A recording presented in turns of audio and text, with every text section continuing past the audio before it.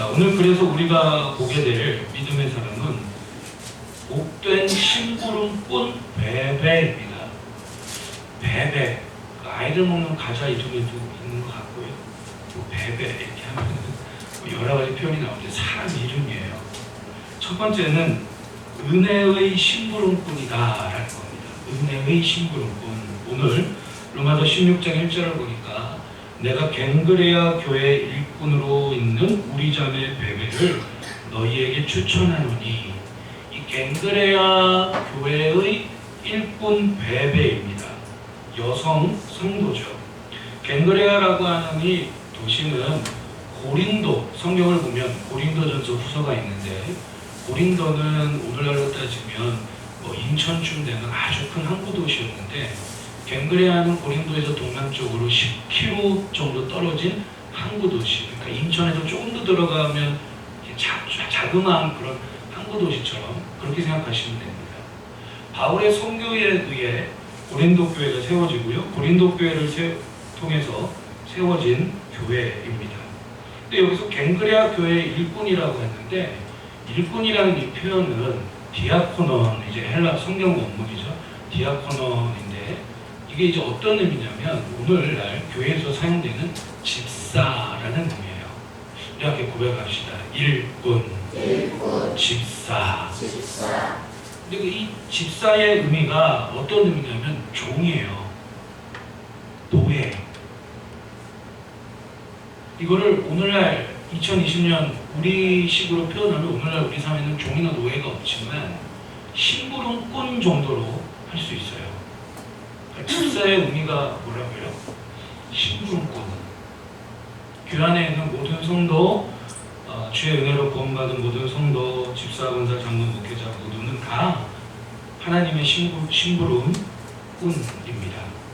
식탁에서 섬기기 위해 앞치마를 두르고 대기하고 있는 종이에요. 언제든지 주인이 누구누구 부르면 예 주인님하고 식탁에서 섬기기 위해 항상 대기하고 있는 종, 그게 집사의 의미예요. 로마서 16장을 한번 읽어보십시오. 1절부터 읽어보면 40명 정도나 되는 많은 바울의 동역자들을 바울이 로마 지역에 있는 교회에 쓴 편지, 로마서의 마지막 장에 소개를 해주고 있습니다.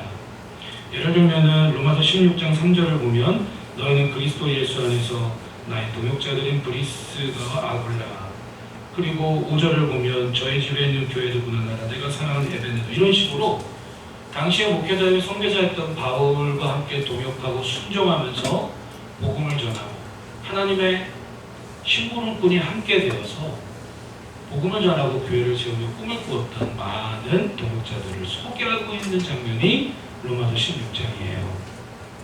우리 이해가 되시면 아멘 합시다.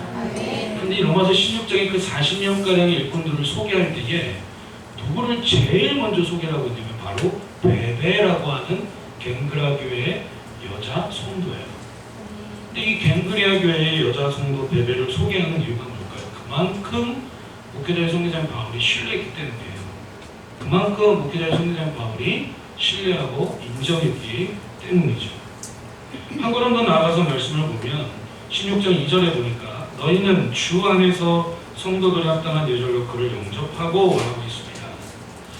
주 안에서라고 하는 표현이 로마서 16장 모든 동역자들을 소개할 때에 주 안에서 또는 그리스도 안에서라는 표현이 나옵니다. 이건 뭐냐면 이 베베를 소개할 때에 주 안에서 은혜를 잊지 않는 심부름꾼, 즉 은혜의 심부름꾼이었다라는 겁니다. 예를 들면 이 로마서 16장에 나오는 40명가량의 모든 바울이 소개하고 있는 동역자들의 공통점이 무엇입니까? 주 안에서 그리스도 안에 있는 일꾼임을 강조해요. 자, 로마서 16장 한번 눈으로 보십시오. 3절에 너희는 그리스도 예수 안에서 나의 동역자들인 브리스가 아굴라에게 문안하라. 7절 보시면 내 친척이여 나와 함께 갇혔던 안드로니고와 유니아에게 문안하라. 그들은 사도들에게 존중이 여겨지고 또한 나보다 먼저 누구 안에 있는 자라고요?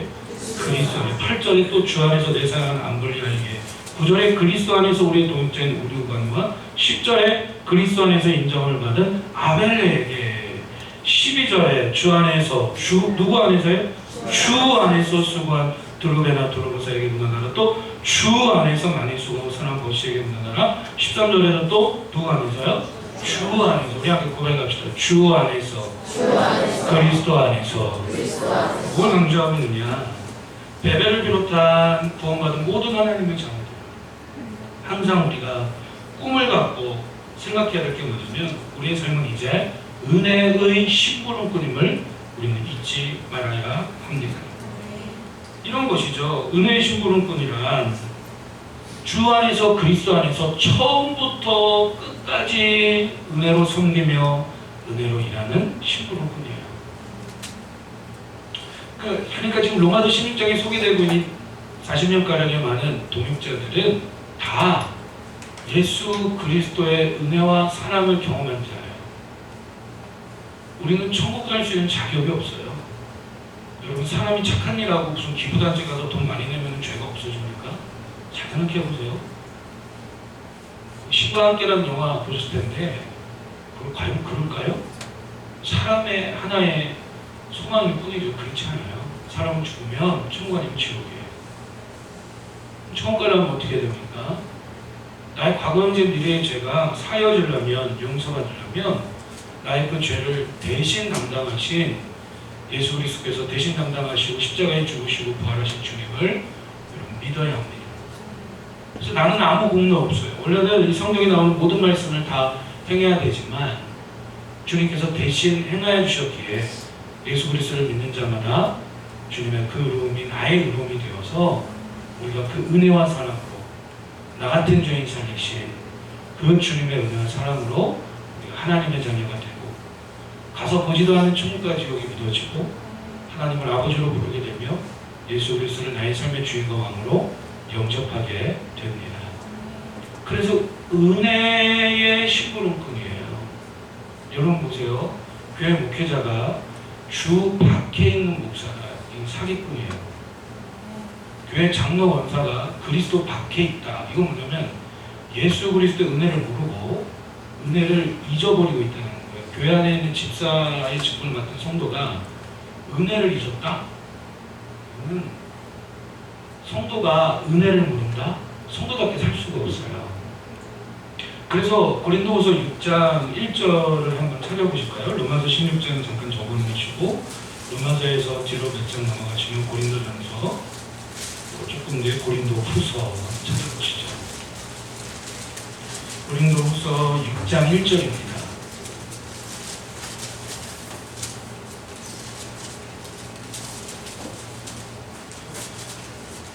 고린도서 6장 1절 보시죠. 우리가 하나님과 뭐 하는 자죠? 함께 일하는 자로서 너희를 원하노니 하나님의 은혜를 헛되이 받지 말라.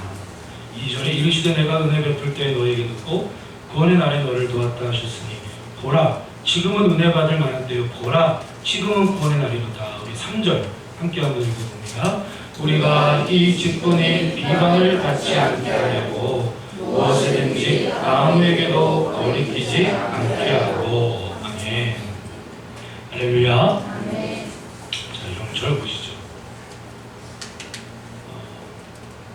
은혜의 심부름꾼이라 갱그레아 교회 일꾼대회는 주 안에 있는 일꾼이었고 뿐만 아니라 로마서 16장에 나오는 모든 동역자들도 주 안에 그리스도 안에 있었다. 이것은 예수 그리스도께서 나 같은 죄인을 위해 십자가에 죽으시고 부활하신 것에 대해 사실적인 은혜를 알고 있었던 거예요. 머리로만 알고 있는 게 아니라 진짜 그 은혜와 사랑을 경험한 거예요. 그래서 여러분 우리가 성도답게 그리스도인답게 살아가는 이유가 뭡니까? 여러분 오해하지 마세요. 교회 다니는 사람들은 다 착하다? 안 착해요. 교회 다니면서 더 나쁜 인간들 많아요.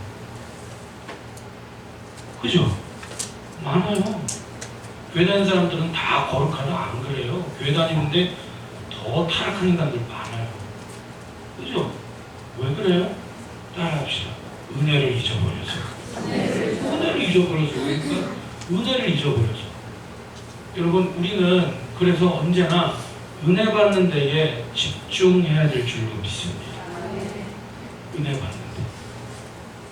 말씀을 듣고 은혜 받고 예배를 드리며 은혜를 받고. 목사님 은혜 받는 게 뭐예요? 저도 처음에 신앙생활 때 이해가 안 갔어요. 예배 드리고 나면 옆에 있는 분들이 막 은혜 받았대요. 난 와서 받은 게 없는데 옆에 있는 사람은 받았대. 기분이 좋아요? 나빠요? 별로예요? 무슨 얘기인지 이해가 안 되세요? 세 가지 다잖아요. 아니 나는 와서 그냥 와서 앉아있다 갔는데 내 옆에 있는 사람 맨날 와서 뭘 봤는데 그래서 교회를 맨날 가. 왜 맨날 가요? 뭐 받으려고?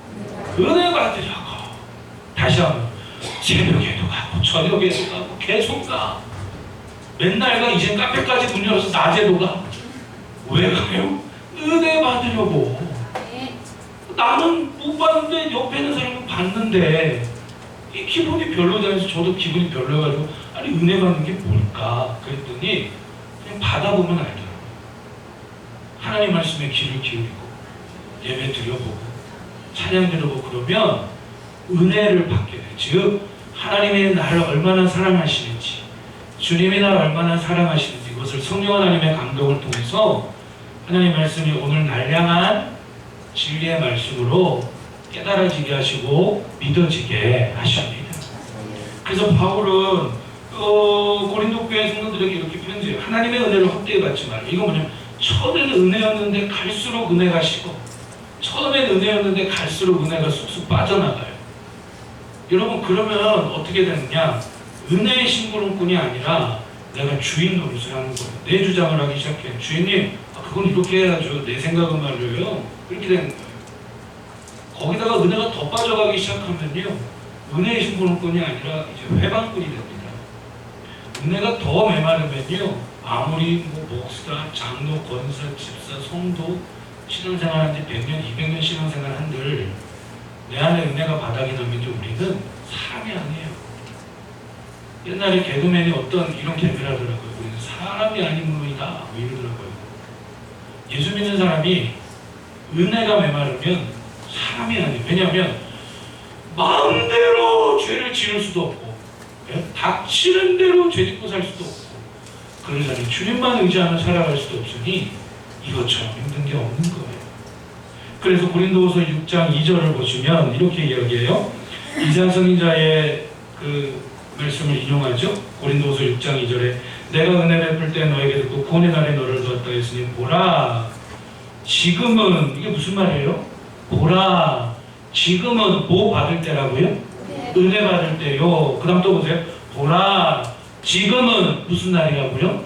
구원의 날. 함께 고백합시다. 언제나 날마다 항상 뭐 세상이 어떠하든지 뭐가 있든지 하나님께서는 항상 택하신 주의 자녀들에게 보라, 누굴 보라고요? 눈을 들어 누굴 보라고요? 주를 보라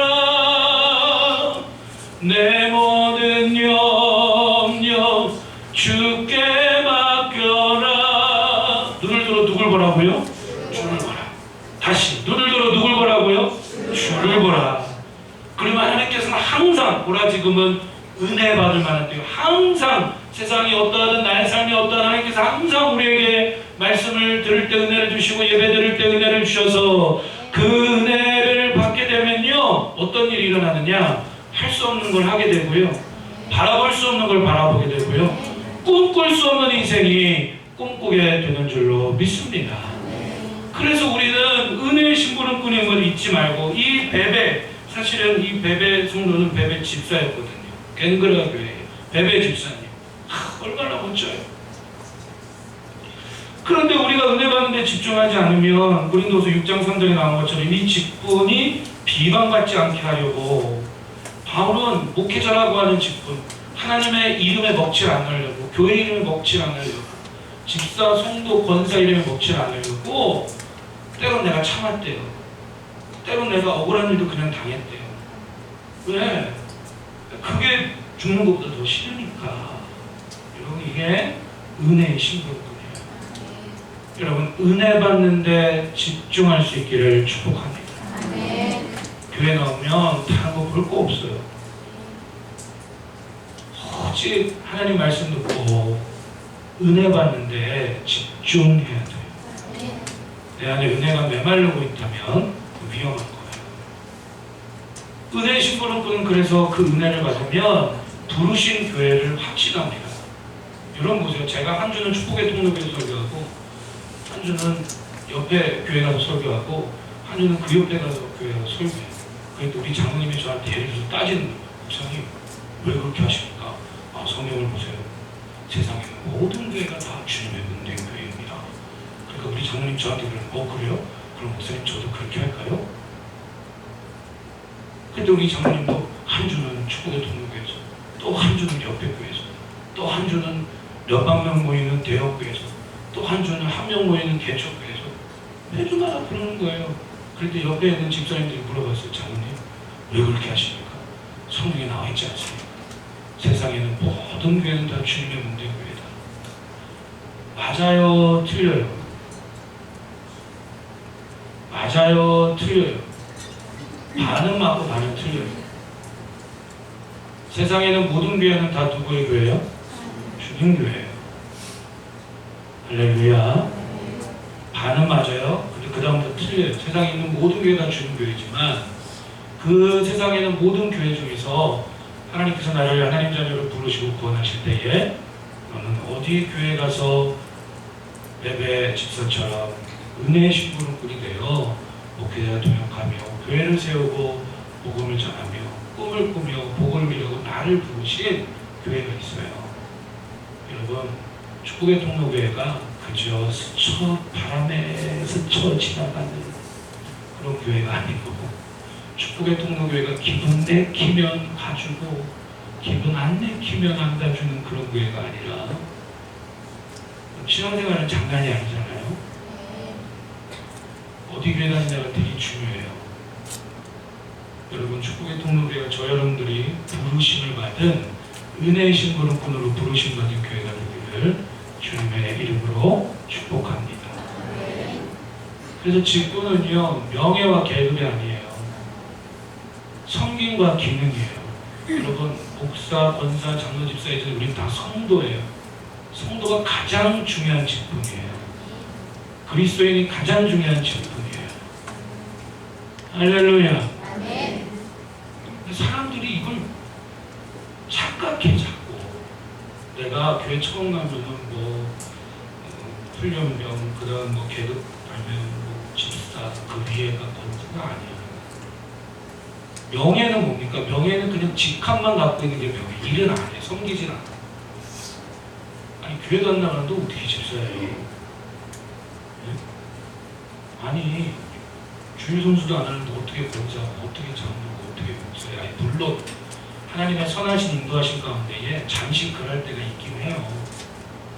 그런데 몇 년이 지나도록 그러고 있는데 어디 직장 안에서 무슨 미팅이 있었어요. 안녕하세요, 안녕하세요 하고 밥 먹다가 기도를 하자니 그렇고 안 하자니 그렇고 옆에 사람 담대하게 기도하는 거야. 너 왜 이렇게 기도를 길게 짧게 끝내지? 찔리잖아 괜히. 그래도 내가 명색이 한 10년 전에 집사님 받았는데 교회도 안 가지.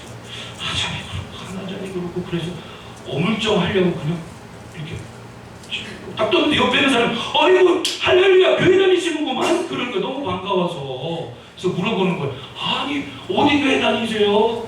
하도 교회를 안 가서 어디 교회 다니는지 이름도 까먹고. 실질적으로 제가 전도해보니까 그래요. 전도해서 예수님 믿는 대로 제가 어디 교회 다니세요 그랬더니 꽤 많은 분들이 그 교회 이름이 뭐더라? 막 그런 분들 의외로 많더라고요. 할렐루야. 그런 거예요. 그래가지고 옆에 있는 분이 너무 좋으니까 아니 회사 다니는데 신앙생활하는 분이 있으면 좋아요 안 좋아요? 좋죠. 그래서 옆에 있는 아이고 교회 다니서 저도 그랬어. 아니 직분이 뭐예요? 그랬더니 나도 모르게 집사예요. 그럼 집사님이세요? 그때부터 계속 집사예요. 그러지 말자고요. 그러지 마요. 주여 그러지 마요. 집사면 일을 해야 돼요. 권사면 일을 해야 돼요. 성도도 일을 해야 돼요. 무슨 일? 죄 짓는 일? 편하게 따라가는 일? 무슨 일? 주님이 기뻐하시는 일이잖아요. 예배드리고 우리가 처음부터 죄를 다 끊을 수는 없지만 말씀을 따르고 교회 모이기 힘쓰고 이건 뭐 목사, 권사, 장로뿐만 아니라 구원받은 모든 성도의 기본이에요. 기본. 여러분 뭘 하든지 기본이 중요하죠? 할렐루야. 이왕 안 만나셨고 뭐 독극이 하시면 하나님께서 그걸 뺏어가지는 않으니까요. 다시 한번 아멘해 봅시다. 할렐루야. 우리 다같이 한번 믿음으로 아멘합시다. 할렐루야. 이게 성గిం과 기능인데 명인 줄 알아요. 내가 말이야 장로고 말이야 권사고 말이야 뭐고 말이야 뭐 어쩌라고 뭐가 중요하다고 그죠? 계급이 아니에요. 명예가 아니에요. 종, 일꾼의 의미가 뭐라고요? 종, 노예, 심부름꾼. 아멘. 이거 잊으면 안 돼요. 그래서 하나님의 심부름꾼, 목회자와 동역하는 심부름꾼. 이걸 잊으면 안 되는데 오늘날 교회들이 왜 이렇게 어수선하냐면 목회자로부터 이걸 자꾸 잊어버리니까. 우리 축복의 통로교회는 우리 앉아 계신 우리 모든 복된 성도들은 여러분 이 사실을 잊지 않기를 주님의 이름으로 축복합니다. 그래서 여러분 은혜 받는 데 집중해야 돼요. 은혜 받으면 세상이 다르게 보여요. 은혜 받으면 할 수 없는 것도 할 수 있는 힘이 주세요. 은혜 받으면 꿈꿀 수 없는 것도 꿈꾸게 해주세요. 할렐루야. 잊지 마세요. 우리 하나님의 심부름꾼, 또 목회자의 심부름꾼, 성도와 성도가 모두가 은혜의 심부름꾼임을 베베 집사님을 통해서 마음에 새길 수 있기를 축복합니다. 앞으로 회사에서 직장생활에서 다시 넘어가지 마요. 회사에서 직장에서 밥 먹기 전에 누가 기도한다? 그럼 기도 어떻게 하실 거예요? 어물쩍 하지 마요. 그냥 할 거면 과감하게 짧고 굵게 주여 아멘하고 빨리 드시고, 안 할 거면 속으로 하시고. 그러다가 누군가가 물어본다. 어디 교회 다니십니까? 그럼 뭐라고 대답하실 거예요? 축복의 통로교회 다닙니다. 네. 직분이 무엇입니까? 믿음으로 당대하게 은혜 심부름꾼으로 대답할 수 있기를 여러분 주님의 이름으로 축복합니다. 두 번째로 하찮은 심부름꾼이다. 갈수록 태산이 너무 여기 하찮대요. 하찮대요. 여러분 하찮은 게 좋아요? 안 하찮은 게 좋아요? 그렇죠. 알았어요. 다시 돌아보세요. 다시 하찮은 게 좋아요? 안 하찮은 게 좋아요? 한번 들어보세요. 베베 집사님은 아주 하찮았어요.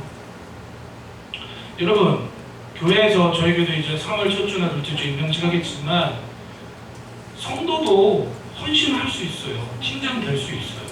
뭔가 섬길 수 있어요. 저희 교회는 그렇게 하거든요. 하물며 성도도 그렇게 섬기는데 집사관이나 장로가 교회를 한다. 섬기는 게 없다. 이건 명예직이에요. 명예직. 반드시 직분을 맡은 자는 함께 따라합시다. 맡은 헌신. 맡은 헌신 있어야 돼요. 맡은 헌신이 없으면 자꾸 시험들어. 엉뚱한 생각이, 엉뚱한 말이. 지금 기도하는 것도 바빠 죽겠고, 전도하는 것도 바빠 죽겠고, 카페에서 커피 내리는 것도 바빠 죽겠고, 그런데 혼자 가만히 앉아도 그냥 엉뚱한 생각을 하는 거예요. 왜냐? 맡은 게 없으니까. 여러분, 베베 집사님 맡은 헌신이 있었어요. 그게 뭐냐면, 바울의 편지를 당시 로마 지역에 있는 교회에 전달을 합니다. 그게 뭐예요? 로마서예요. 이해되시면 아멘 합시다. 그게 로마서예요.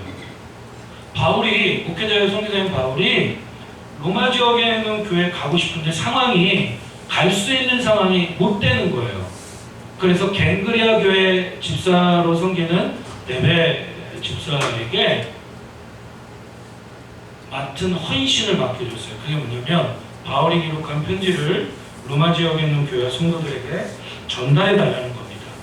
오늘날은 뭐 인터넷도 있고 스마트폰도 있고 모든 게 발달되어 있지만 뭐 이때는 이런 게 있으니까. 그래서 이때에 갱그리아 지역에서 로마로 가려면요 6루와 100길로 3달 이상을 걸어가고 배 타고 걸어가고 배 타야만 갈 수 있는 그런 거리예요. 또한 이때 당시에 편지는 종이가 없었기 때문에, 종이가 별로 없어요. 그래서 파피루스라고 하는 두루마리, 이렇게 둘둘둘 마른 그 두루마리에다가 보통 편지를 썼는데, 이거를 다 모으면 보침 아시죠? 보침. 그 괴짜게 듣는 보침, 그런 식으로 몇 상자나 되는 보침 분량이에요. 그래서 이런 많은 양의 편지를 운반하는 힘든 일이었어요. 여성으로서 이렇게 이런 일을 행할 때에 신변의 안전에 위험을 받을 수 있는 그런 헌신, 그런 섬김을 맡게 된 거죠. 그 누구도 주목하지 않는 섬김입니다. 왜냐하면 당시에 이런 편지를 들고 간다고 해서 야 대단한 일 하네, 야 베베 집사님 진짜 대단한 일이에요, 막 성도들이 박수 쳐주고 격려해주고 주목받고 그런 게 아니에요. 당시에 국가의 편지들, 공무원들의 편지들은 아주 편하게 전달이 됐지만 이 편지 들고 가다가 베베 집사님이 걸리면, 로마 병사들에게 잡히거나 걸리면 어떻게 됩니까? 죽을 수도 있는 상황이거든요. 그러니까 누구도 주목하지 않는 진짜 하찮은 심부름이었어요. 말 그대로 귀찮고 주목받지 못하고 부담되는 헌신, 그런 하찮은 심부름이었어요. 그런데 여러분 생각해 보세요. 우리도 신앙생활을 하다 보면은 자꾸 우리 안에 불쑥불쑥 튀어나오는 게 뭐냐면, 많은 사람들에게 주목받는 헌신은 대단한 것 같고 많은 사람들에게 주목받지 않는 헌신은 별로 대단하지 않은 것처럼, 그런 생각이 우리도 들 때가 얼마나 많이 있습니까? 여러분 기억하세요. 오히려 사람이 주목하지 않는 헌신이 누가 더 많이 주목할까요? 하나님께서 더 많이 주목하세요. 로마서가 누가 전달해준 편지라고요? 베베 집사님. 그 다음 내용을 보면요, 이 하찮은 심부름으로 전달된 로마서의 영향력은요 대단합니다. 성경의 원 저자는 성령 하나님이신데, 바울이라고 하는 당시의 목회자와 선교사를 성령 하나님께서 감동하시고 사용하셔서 로마서라고 하는 로마교회에 보내는 편지를 기록하게 하시고 베베 집사님을 통해 전달하게 하셨어요. 그래서 이것이 기록된 하나님의 말씀이 됩니다. 로마서는 총 16장, 절수가 총 433절입니다. 그런데 가장 위대한 성경 중에 성경이라는 별명이 있어요. 왜냐? 바울 신학의 직대선한 원리, 즉 우리가 죄인된 인간이 어떻게 구원받고 어떻게 하나님의 자녀가 되는지, 이런 구원의 원리가 로마서 1장부터 16장까지를 읽어보면 너무나 분명하게 명확하게 기록되어져 있기 때문입니다. 그래서 기독교 역사상 굵직굵직한 그 시대를 주도했던 뛰어난 신학자들, 목회자들은 지금도 그렇고, 지금도 누가 신학대학교를 가서 공부한다 그러면 제일 먼저 봐야 될 내용 중에 하나가 로마서예요. 로마서를 이해하지 않고는 설교가 안 되고, 로마서를 이해하지 않고는 목회를 할 수가 없습니다. 스펜너라고 하는 분은 이렇게 이야기합니다. 성경이 가락지라면, 손에 끼는 가락지라면 로마서는 가락지에 달린 보석과 같다. 어거스틴 아십니까? 예, 이제 바울, 그 다음 예수 그리스도의 복음, 바울의 복음, 그 다음에 어거스틴의 복음, 그 다음에 이제 근대로 넘어오면서 그 복음을 계승한 아주 위대한 신학자요, 목회자요, 교부죠. 어거스틴이 회심을 합니다. 회심했다는 건 나 이제 예수 믿어야지 하고 진짜 그 은혜를 경험하고 주님을 만난 거예요. 당시 어거스틴이 로마 밀라노의 원로원에서 이제 지내게 됩니다. 그런데 바깥에서 아이들이 노래하는 소리가 들렸어요. 노래소리. 저희 동네도 보면 애들이 이렇게 노래하는 소리 들리고, 그 게임 하도 많이 지나가는데 와동은 지금 유행인가 봐요. 요즘에 애들이 저희 교회를 자주 오거든요. 평일에 다 핸드폰 들고 와가지고 뭘 잡고 있어요. 헛자를 시작하는 거. 와가지고 막 잡았다 막 그러는데, 밖에서 이 어거스틴이 있는데 애들이 막 노래하는 소리가 들려요. 근데 그 노래 가사가 뭐였냐면, 이게 이제 라틴어로 톨레레게 이게 무슨 말이냐면 이런 의미예요. 집어들고 읽으라, 집어들고 읽으라. 그런데 그 아이들의 노랫소리가 어거스틴에게 하나님의 음성처럼 마음에 너무나 깊이 다가왔어요. 그래서 어거스틴이 성경을 펼쳤는데 펼쳐진 장절이 어디냐면 로마서 13장 12절 13절 한번 찾아봅시다. 몇 장 앞으로 넘기시죠. 로마서 13장 12절 13절.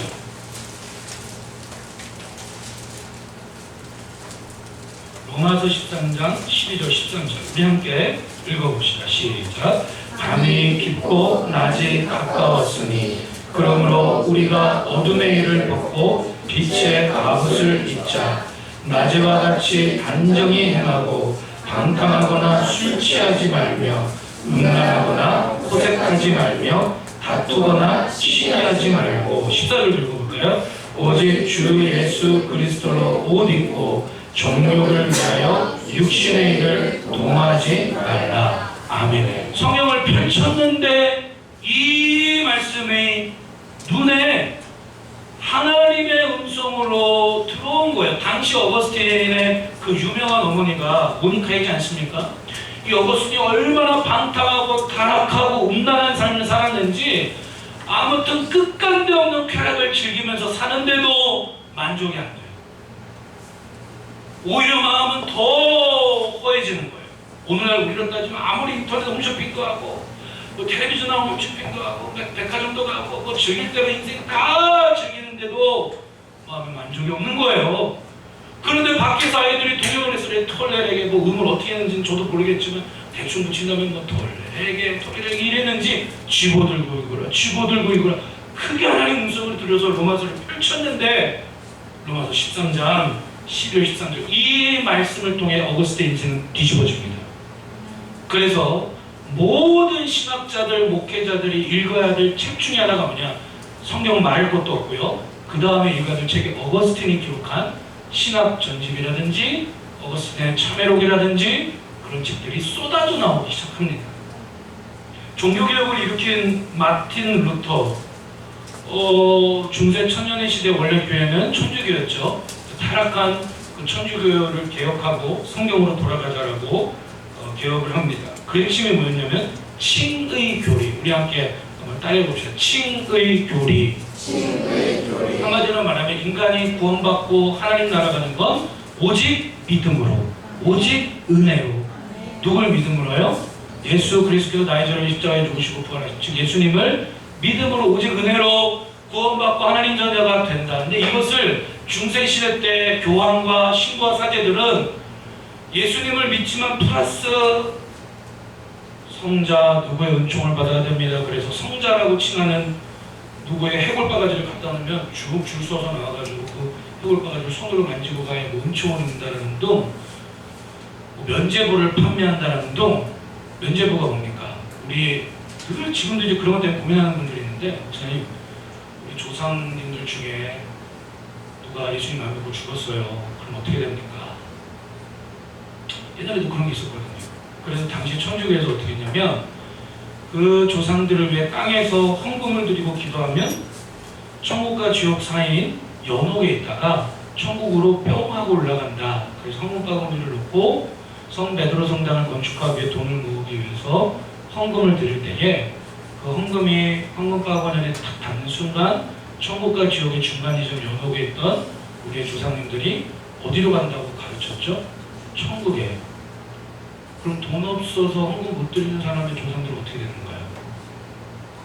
기억하세요. 사람은 죽으면 어느 시대든지 무조건 다 천국 아니면 지옥이에요. 그러니 우리는 사는 날 동안 예수 그리스도의 복음을 가족들에게, 이웃들에게, 친척들에게 더욱더 증거해야 될 줄로 믿습니다. 중요한 내용은 이 내용이에요.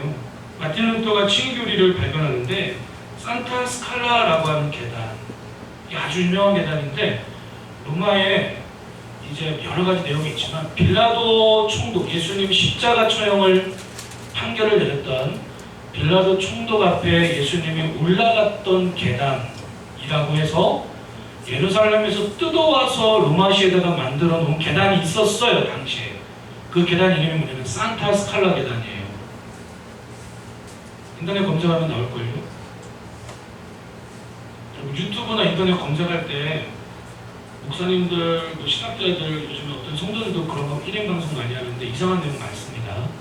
잘 분별하고 걸러서 들어야 돼요. 그렇지 않으면 엉뚱한 내용이 너무 많아요. 어쨌든 그 산타 스칼라 계단을 당시에 28계단이었는데 여기를 무릎을 꿇고 올라가면서 내 죄를 용서해 주세요라고 해야지만 죄인이 하나님 자녀가 되고 청구할 수 있는 자격을 얻을 수 있다라고 가르쳤어요.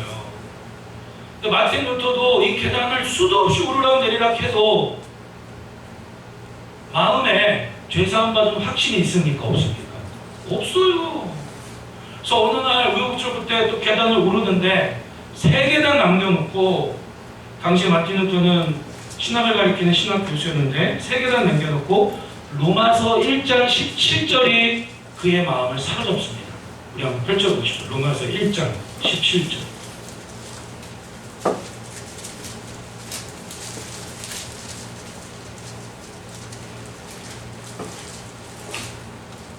로마서 1장 17절. 우리 한번 읽어봅니다. 함께 시작. 복음에는 하나님의 의가 나타나서 믿음으로 믿음에 이르게 하나니 기록된 바 오직 의는 믿음으로 말미암아 살리라 함과 같으니라. 아멘. 뭐라고 그래요? 오직 의는 무엇으로 산다고요? 믿음으로.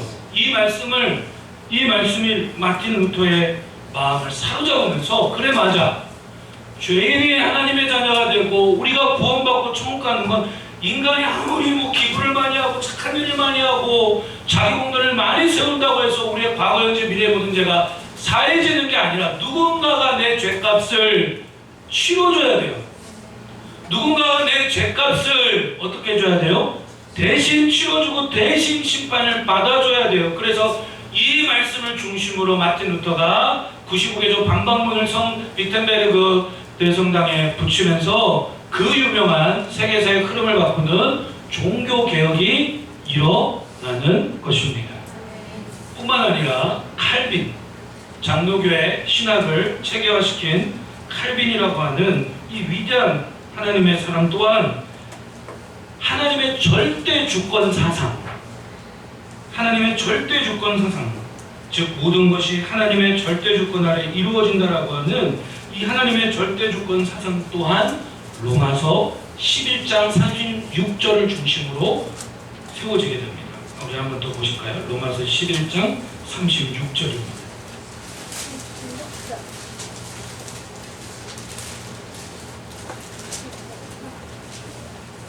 우리 한번 함께 읽어봅니다. 시작. 이는 만물이 주에게서 나오고 주로 말미암고 주에게로 돌아갑니다. 그에게 영광이 세세에 있을지어다. 아멘. 여러분 보세요. 이게 하찮은 겁니까? 자, 거기 두고 저를 보세요. 지금 우리의 머릿속에 베베 집사님 온데간데 사라졌어요. 칼빈, 마틴 루터, 어거스틴, 세계사의 흐름을 바꾸는 위대한 신학자들이며 위대한 목회자들이며 하나님의 사람들이거든요. 위대한 사상가이고. 근데 이 모든 것들이 다 무엇을 출발로 이루어졌습니까? 로마서예요. 지금도 마찬가지예요. 로마서를 이해하지 않고는, 로마서를 읽지 않고는 성도라고 말할 수 없는 거예요. 여러분 오늘 난예배 드리고 카페에서 차 한 잔씩 하시면서 로마서 1장부터 16장까지 한번 읽어보세요. 할렐루야. 그 정도로 이게 중요한 책이에요.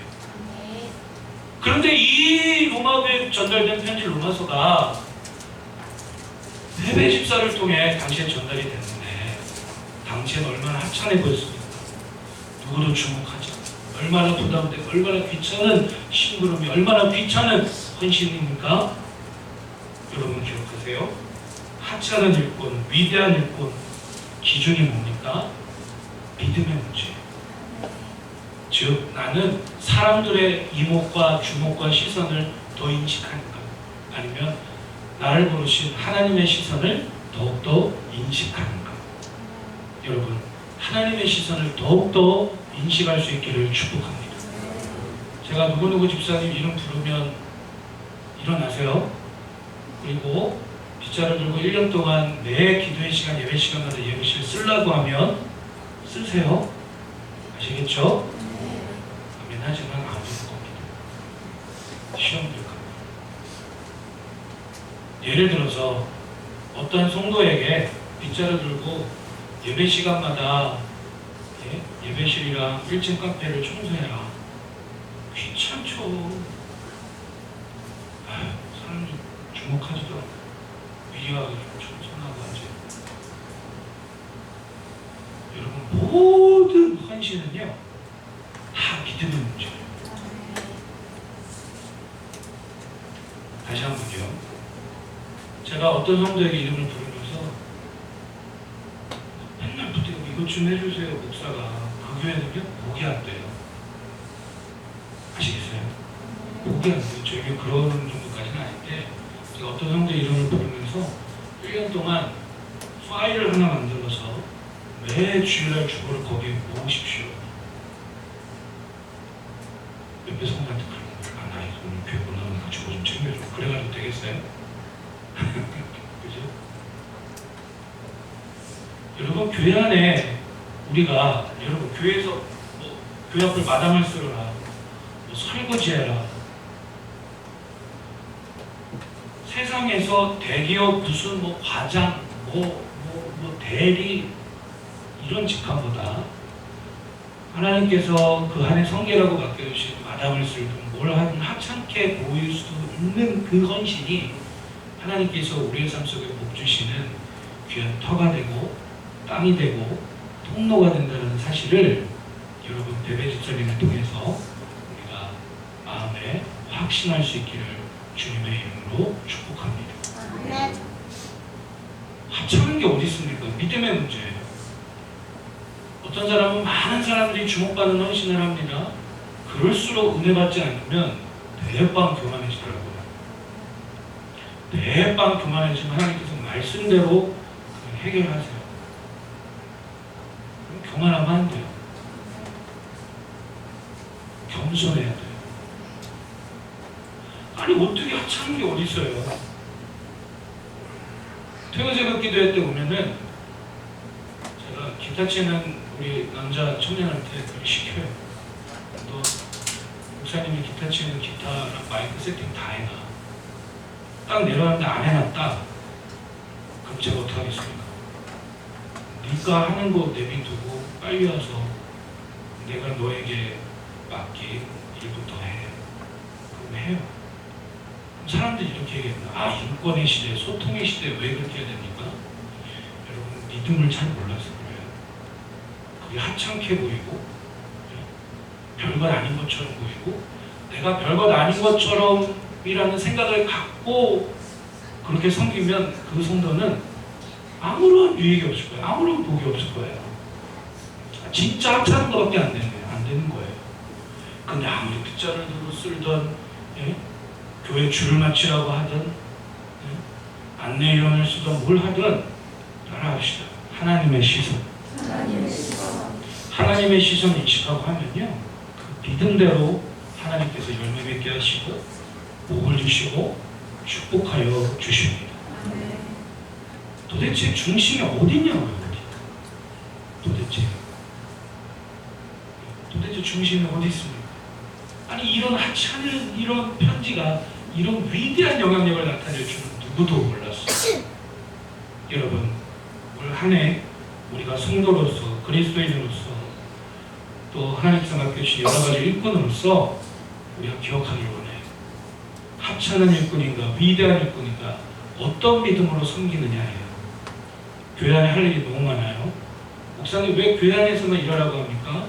교회 안에서만 일하라고 하는 게 아니라 교회에서 맡겨진 하나님 맡겨주신 헌신을 감당할 때에 그것이 우리의 삶 가운데 하나님 복 주시는 귀한 터와 땅과 축복의 통로가 되는 줄로 믿습니다. 마지막 결론입니다. 추천받는 심부름꾼입니다. 우리도 이러한 베베 집사님을 통해서 우리도 한번 믿음의 모델을 삼고 이렇게 한번 신앙생활해 보길 원해요. 다시 로마서 16장 1절로 돌아가 보시면 이렇게 바울은 이야기해요. 내가 갱그레아 교회 일꾼으로 있는 우리 자매 베베를 너희에게 추천한다. 2절에 너희는 주 안에서 성도들이 합당한 예절로 그를 영접하고 무엇이든지 그에게 소용되는 바를 도와줄지니 이는 그가 여러 사람과 나의 보호자가 되었습니다. 라고 있어요. 우리 자매 베베를 로마 교회에 있는 성도들에게 뭐 한다고 하는 거죠? 추천서예요. 추천서. 왜냐하면 이 로마서 편지를 들고 로마 교회로 가는 거니까 추천을 해준 거예요. 왜냐하면 한번 생각해 보세요. 생전 모르는 어떤 여자 성도가 와서 바울이 이걸 갖다 주려고 했어요. 그러면 믿겠습니까? 나름대로 추천서도 써줬던 것 같아요. 성경에 그럴 때 있지 않지만 추천을 합니다. 그런데 2절에 나온 것처럼 이 베베는 나와 많은 성도들의 보호자 역할을 했다. 나의 보호자. 여기서 이 보호자라고 하는 말은 헬퍼, 아까 나왔던 종교개혁을 일으켰던 마틴 루터는 보혜사라는 의미로 이 말씀을 해석하는데, 보혜사 성령 하나님이라고 하죠. 이 보혜사의 의미가 뭡니까? 위로자, 격려자, 변호자, 대변자. 그러니까 이 베베 집사님은 목회자의 선교사인 바울의 그 사역을 많이 위로했고 많이 격려했고, 뿐만 아니라 함께 신앙생활하는 옆에 있는 형제자매들을 많이 도와줬고 격려했고 대변했어요. 뿐만 아니라 이 베베 집사님은 자신의 물질을 가지고 바울 목사님이 선교하는데 대대적인 그런 후원과 지원을 했던 그런 일꾼이었어요. 저도 정말 눈물 날 정도로 그분의 얼굴을 본 적도 없고 연락도 안 하지만 매일 딱 한 번 주고받았어요. 이메일. 미국의 그 LA에 의사로 섬기는 미국에 있는 어떤 한인교회 남자 집사님이신데, 저는 대학원 3년 동안 2008년, 9년, 10년 동안 제일 어려운 광야의 시절을 보냈는데요. 학교 등록금 낼 돈도 없었어요. 식권 살 돈도 없었어요. 이제 등록금을 이제 학기말 고사를 보는데, 기말고사 보고 이제 커트라인이 있어요. 몇 월 며칠 몇 시까지 등록금을 안 내면 뭐 되는 거예요? 유급 당하는 거예요. 유급. 그래서 시험을 다 보고 나서도 등록금이 채워지지 않아서 기도하고 있는데, 하나님 앞에 기도한 다음에 믿음으로 학교 그 인출기에 가서 카드를 넣었어요. 넣었더니 600만 원 정도가 들어와 있는 거예요. 알아보니까 저에 대한 이야기를 같은 반 안에 있는 전도사님이 이야기를 해주셔서, 미국에 있는 그 집사님이 제 소식을 듣고 600만 원 정도의 돈을 보내주셨어요. 그 이후로 저에게 자신의 공로를 드러낸다든지 내가 목사님을 도와주지 않았습니까? 라는 이야기든지 일치 없어요. 그 이후로 제가 감사하다고 이메일 하나 보냈는데 그 이후로 연락도 없어요. 베베 집사님은 그렇게 섬겼던 것 같습니다. 즉 바울이 신뢰하고 인정했던 일꾼이죠. 여러분 신앙생활 할 때 우리 지원이 반대해 주시죠.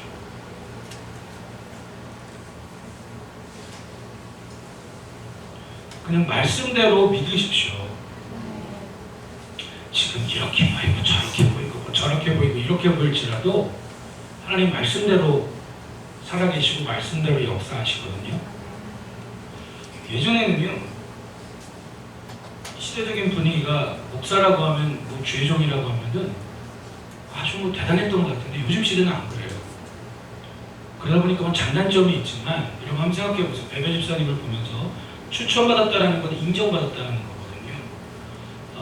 여러분 신앙생활하면서 목회자에게 추천받고 인정받는 게 중요할까요? 안 중요할까요? 되게 중요해요. 근데 간혹 보면 아이고 그가 중요해, 뭐 목회자 관계가 뭐가 중요해 이렇게 무시하는 분들이 있는데, 이런 말씀 그대로예요. 과거나 지금이나 앞으로나 목회자와 껄끄럽거나 목회자의 사역을 반대한다거나 그렇게 해가지고 잘된 분들이 있으면 한번 손 들어보세요. 목사님 지금요 믿음 없는 소리 하지 마세요. 언제 기회가 되면 이제 그 말씀도 좀 볼 텐데, 목회자 사역을 반대하거나 모함하거나 아니면 또는 뭐 이렇게 하여튼 껄끄러워져서 좋은 일이 있는 사람 있으면 한번 찾아보세요. 지금은 그런데요? 뭐 지금 이렇게 보이는데요? 아니요. 하나님 말씀대로 역사하세요. 말씀대로 하나님께서 징계하시고 반대로 말씀대로 하나님께서 심판하세요. 할렐루야. 할렐루야. 아멘. 할렐루야. 아멘. 예. 말씀대로 심판하세요. 반대로 목회자와 동역하고 순종하고 교회를 함께 세우는 그 가정과 성도는 물질적으로든지 영적으로든지 자녀에게든지 사업적으로든지 어떻게든지 하나님께서 축복해 주세요. 목사님 지금요 뭐 그런 게 아니라 하나님 말씀대로 역사하시거든요. 여러분, 뭘 믿으십니까? 여러분, 하나님의 말씀을 믿으시기를 축복합니다. 다 함께 아멘 하실까요? 할렐루야. 목회자에게 인정받는 게 중요합니다. 할렐루야. 예나 지금이나 앞으로나 보세요. 사역을 반대하고 오함하고 경망하고 하나님 그냥 안 두십니다. 두고 봐요. 이제. 그러나 어느 목회자가 성도가 하나님 앞에 한 대 얻어맞고 징계받는 것을 즐거워하는 목회자가 어디 있겠습니까? 한 사람도 없어요. 그런 무슨 목사도 아니에요. 항상 축복하고 잘 되길 바라는 거죠. 여러분, 오늘 베베 집사님을 통해서 우리 믿음의 모델을 좀 생각하기를 원해요. 은혜의 심부름꾼, 하찮은 심부름꾼, 세 번째는 추천받는 심부름꾼입니다. 지금까지는 웬만하면 은혜로 그냥 한 해 한 해, 여러분 원래 집사직은 통일헌법상 1년직입니다. 한 해 한 해 담임 목회자가 임명하면 그 1년 동안 섬기는 건데요. 한국교회 분위기가 한 번 집사하면 교회를 나가다 안 나가는 섬기나 안 섬기는 그냥 무조건 은혜로 집사인데, 물론 하나님의 은혜죠.